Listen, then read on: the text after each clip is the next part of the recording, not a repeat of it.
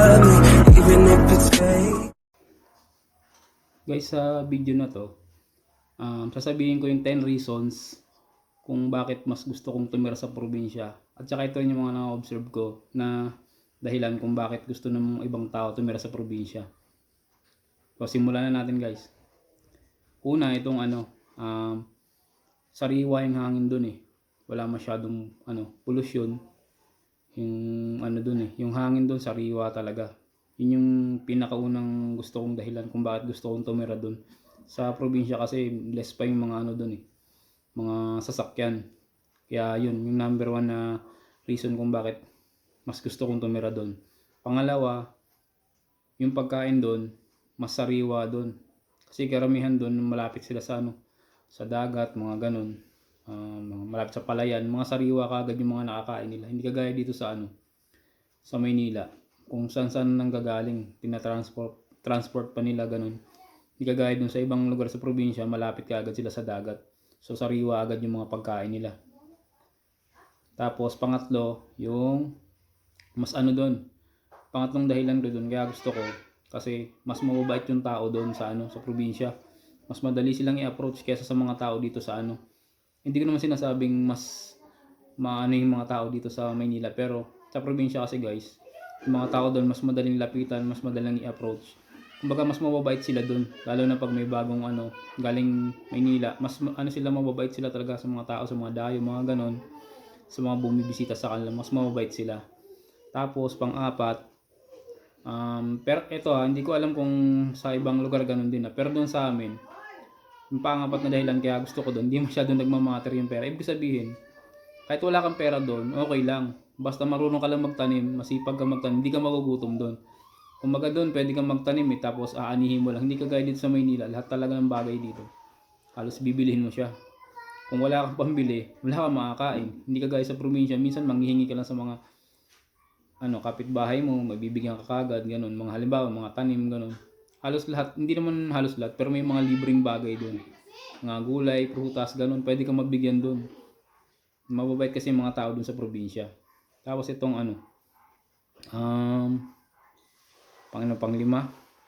Panglima, mas gusto ko doon kasi mas masayahin yung mga doon, mga tao kasi yun nga madali silang i-approach, madali silang maka-appreciate ng mga bagay-bagay. Hindi kagaya ng mga tao dito sa Maynila.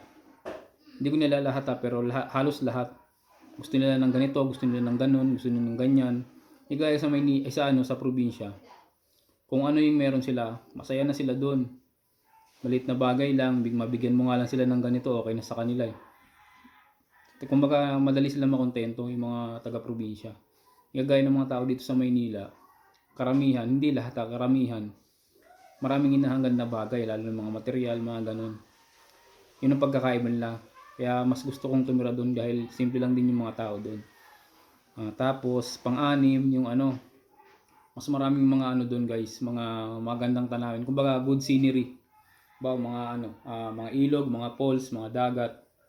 Yun marami doon, mas marami sa probinsya talaga na gano'n. Maraming, kumbaga marerelax ka kapag nagpunta ka ng probinsya. Pagpunta mo doon, magandang tanawin yung makikita mo. Hindi kagaya dito sa Maynila. Halos lahat dito ginawa ng building, mga commercial mga establishment, mga ganun na rito sa Maynila. Kagaya doon sa probinsya. Kumbaga parang hindi pa nagagalaw masyado doon. Kaya mas okay doon.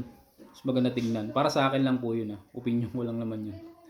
Tapos itong pang-pito, wala halos traffic o kaya walang traffic doon sa probinsya. Kaya mas gusto ko rin doon. Hindi kagaya dito sa Maynila na may pupuntahan ka, oras talaga yung kakainin sa'yo bago ako marating sa pupuntahan mo. Hindi kagaya doon sa probinsya na wala pa masyadong sasakyan. Mas mabilis ka makakarating sa sa pupuntahan mo. Na mas madaling oras lang uubusin. Pang-siyam, yun nga, mas madaling mas mas hospitable yung mga tao doon sa probinsya kaysa dito sa Maynila.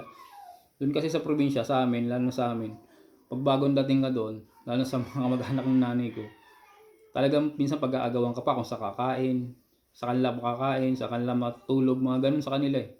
Ewan ko sa ibang lugar guys pero sa amin ganun eh. Pag-aagawan ka ng mga kamag-anak mo, saan ka matutulog, saan ka kakain. Hanggang ngayon ganun pa rin sila doon sa amin. Hindi kagaya dito sa Maynila, minsan kahit dumating ka na Hindi naman lahat pero minsan kahit dumating ka sa isang bahay, hindi ka man lang aalukin kahit tubig, gano'n. May mga gano'n, may nararanasan din akong gano'n. Pero sa sa probinsya namin hindi gano'n. Lalo na sa part ng do'n sa lugar ng nanay ko, gano'n. Mas okay yung mga tao do'n kasi mas hospitable sila do'n. Yun nga yung sinasabi ko 'pag galing ka ng halimbawa galing ka Maynila, pagdating mo do'n, tatanungin ka agad kung kumain ka na, ganito, ganyan, ganyan. Tapos mas maganda pa do'n, guys, 'pag aalis ka na do'n, ikaw pa yung pababaunan nila. Oo, gano'n, mas okay do'n.